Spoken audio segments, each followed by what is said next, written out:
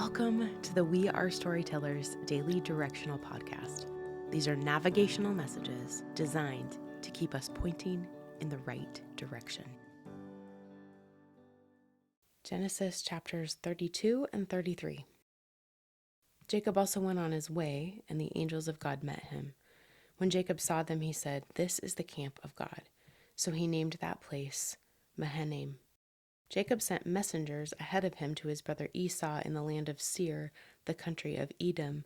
He instructed them, "This is what you are to say to my lord Esau.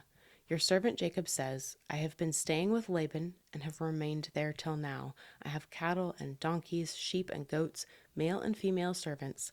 Now I am sending this message to my lord, that I may find favor in your eyes." When the messengers returned to Jacob, they said, "We went to your brother Esau, and now he is coming to meet you, and 400 men are with him." In great fear and distress, Jacob divided the people who were with him into two groups, and the flocks and herds and camels as well. He thought, if Esau comes and attacks one group, the group that is left may escape.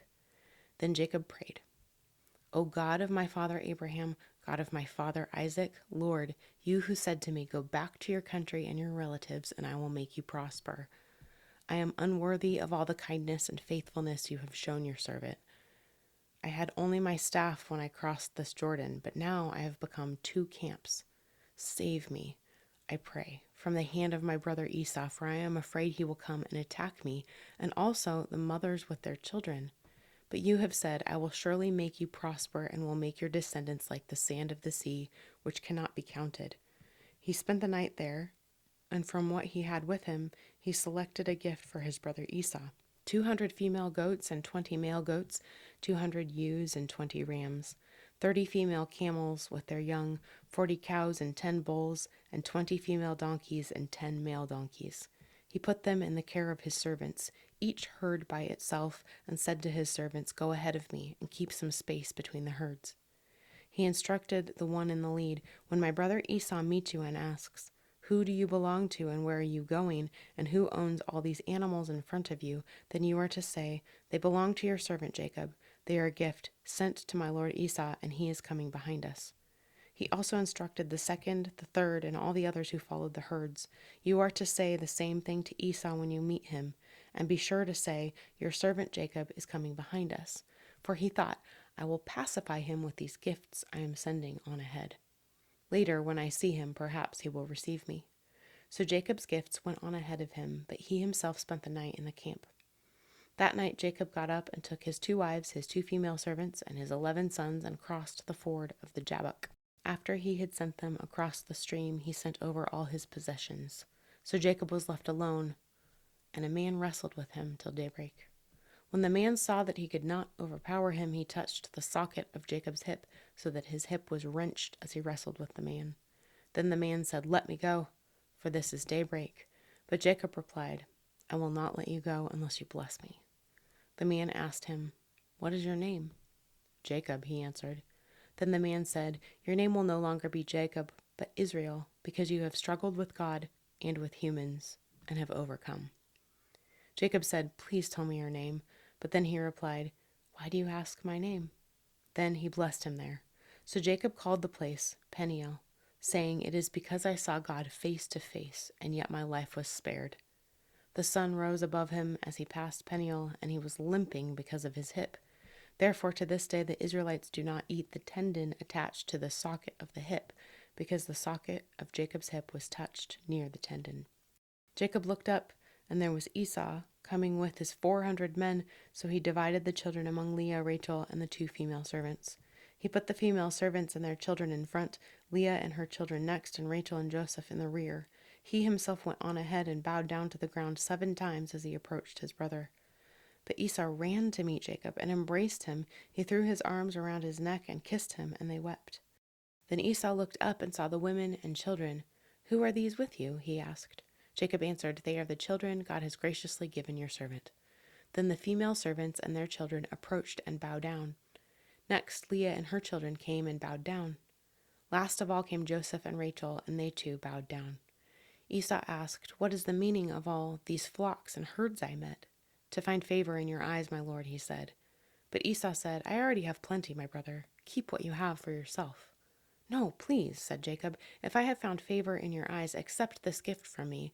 For to see your face is like seeing the face of God, now that you have received me favorably. Please accept the present that was brought to you, for God has been gracious to me, and I have all I need." And because Jacob insisted, Esau accepted it. Then Esau said, "Let us be on our way, I'll accompany you." But Jacob said to him, "My Lord knows that the children are tender, and that I must care for the ewes and cows that are nursing their young. If they are driven hard just one day, all the animals will die. So let my Lord go on ahead of his servant, while I move along slowly at the pace of the flocks and herds before me, and the pace of the children, until I come to my Lord in Seir." Esau said, "Then let me leave some of my men with you." "But why do that?" Jacob asked. "Just let me find favor in the eyes of my Lord." So that day Esau started on his way back to Seir. Jacob, however, went to Succoth, where he built a place for himself and made shelters for his livestock. That is why the place is called Succoth. After Jacob came from Paddan Aram, he arrived safely at the city of Shechem in Canaan and camped within sight of the city. For 100 pieces of silver he bought from the sons of Hamor, the father of Shechem, the plot of ground where he pitched his tent. There he set up an altar and called it El Elohe Israel.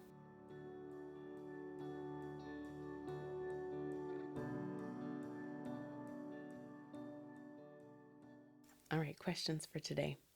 Who was it that Jacob wrestled with through the night? And what was the name that man gave Jacob after wrestling him? Who was it that Jacob was meeting, and why was he scared? What happened when Jacob finally did meet Esau?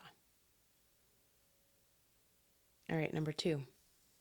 What kinds of things in this have bothered you or made you wonder or stood out? Really, what questions do you have? Some of this stuff is super strange. And number 3, where is God and how is God with you today? Maybe that's in the text. Maybe something stood out that God wants you to be curious about and to wrestle with Him over and about today. But maybe that's just a realization of God's presence close. If that's it, stay there in that place, holding on to your awareness of God with you. He promises to be here. Let your awareness rise. And may it be that you carry that awareness of His presence with you into and through each moment of this day.